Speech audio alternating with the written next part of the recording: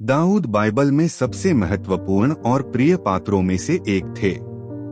वह बेथलेहम के एक चरवाहे यिशै के सबसे छोटे पुत्र थे। हालांकि वह छोटे और विनम्र थे, फिर भी उनका हृदय साहसी था और ईश्वर में उनकी गहरी आस्था थी। दाऊद और राजा शाऊल ने पहले तो दाऊद की बहुत प्रशंसा की और उसे राजमहल में ले आया। दाऊद एक कुशल योद्धा और एक महान संगीतकार बन गया। लेकिन जल्द ही शाऊल दाऊद की लोकप्रियता से ईर्ष्या करने लगा और उसे मारने की कोशिश करने लगा। दाऊद को अपनी जान बचाने के लिए भागना पड़ा और कई सालों तक छिपकर रहना पड़ा।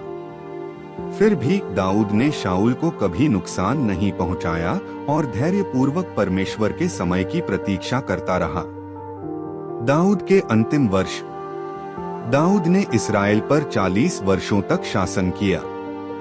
वृद्धावस्था में इस बात को लेकर झगड़े हुए कि अगला राजा कौन बनेगा। उनके एक और पुत्र अदोनियाह ने सिंहासन हथियाने की कोशिश की, लेकिन दाऊद ने भविष्यवक्ता नातान और बतशेबा की मदद से सुलेमान को राजा घोषित कर दिया। दाऊद ने अपनी मृत्यु से पहले सुलेमान को एक बुद्धिमानी भरी सलाह दी, परमेश्वर से प्रेम करो और उसकी आज्ञाओं का पालन करो, उसकी आज्ञाओं का पालन करो और एक अच्छा राजा बनो। दाऊद की मृत्यु शांतिपूर्वक हुई और उन्हें यरूशलेम में दफनाया गया। राजा दाऊद सिद्ध नहीं थे। उन्होंने गंभीर गलतियां की, लेकिन वे हमेशा नम्र हृदय से परमेश्वर की ओर मुड़े। उन्होंने कई सुंदर भजन लिखे, गीत और प्रार्थनाएं जो आज भी पढ़ी और गाई जाती हैं। उनका जीवन विजय और दुहकों से भरा था, लेकिन उन्होंने हमेशा परमेश्वर पर भरोसा रखा।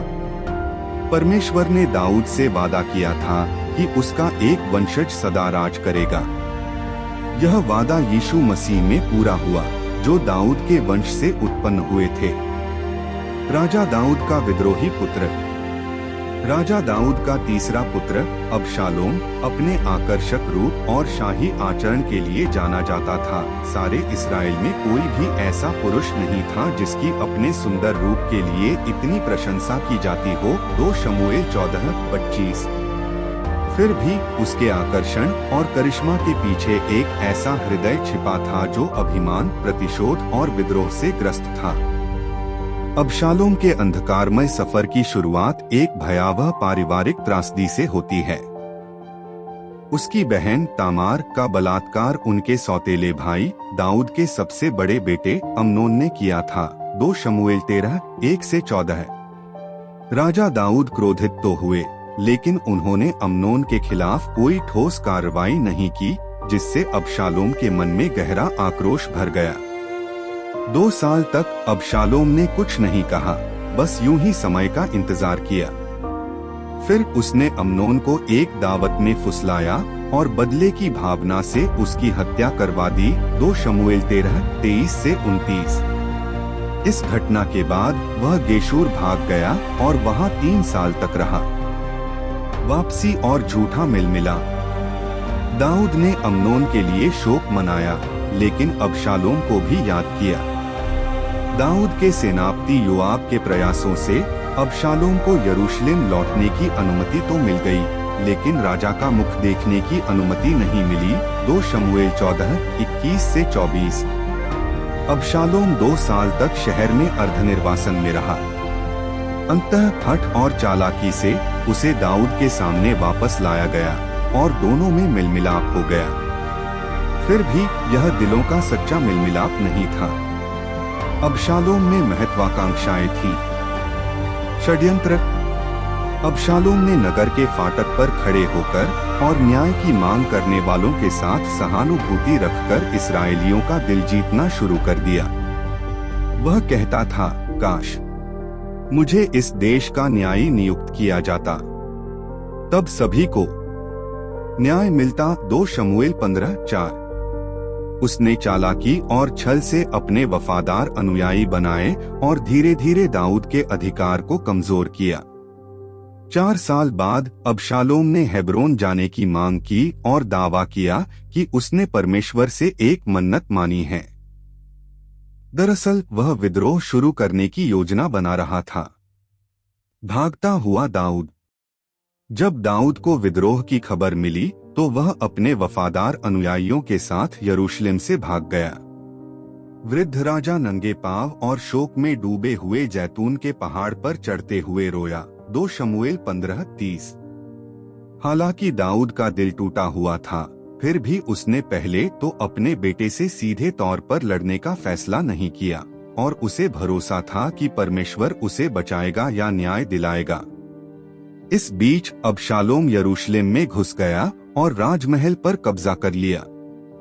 अहीतोपेल की सलाह मानकर उसने अपने पिता की रखैलों के साथ सोकर सार्वजनिक रूप से अवज्ञा का कार्य किया। 2 शमूएल 16:22। यह दिखाने के लिए कि उसने गद्दी हथिया ली है और सुलह के पुल तोड़ दिए हैं। युद्ध और अबशालोम का पतन। अहीतोपेल ने अबशालोम को सलाह दी कि वह दाऊद पर जल्दी से हमला करे और उसे तब तक मार डाले जब तक वह थका हुआ न हो। लेकिन अबशालोम ने दाऊद के गुप्त सहयोगी हुशै का अनुसरण करने का फैसला किया, जिसने एक धीमे बड़े अभियान का सुझाव दिया था। इस देरी ने दाऊद को फिर से संगठित होने का समय दिया। एप्रैम के जंगल में दाऊद और अबशालोम की सेनाओं के बीच भिड़ंत हुई। अबशालोम की सेनाएं पराजित हो गईं। जब वह अपने खच्चर पर भाग रहा था तो उसके लंबे बाल, जो कभी गर्व का प्रतीक थे, एक बड़े ओक के पेड़ की शाखाओं में फंस गए। वह असहाय होकर हवा में लटक गया। 2 शमूएल 18:9। अबशालोम की कहानी सुंदरता और त्रासदी से भरी है। उसके बाहरी आकर्षण ने आंतरिक विद्रोह को छुपाया। प्रतिशोध और शक्ति की उसकी प्यास ने विनाश का मार्ग प्रशस्त किया, उसके परिवार का, उसके राष्ट्र का और स्वयं उसका। यह कहानी अनियंत्रित पाप के परिणामों, माता पिता की असफलता के दर्द और अहंकार के खतरों को दर्शाती है। यह हमें याद दिलाती है कि परमेश्वर द्वारा नियुक्त अधिकार के विरुद्ध विद्रोह विनाश की ओर ले जाता है।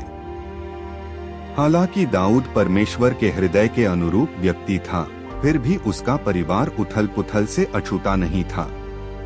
फिर भी त्रासदी में भी परमेश्वर का न्याय और दया चमकती है।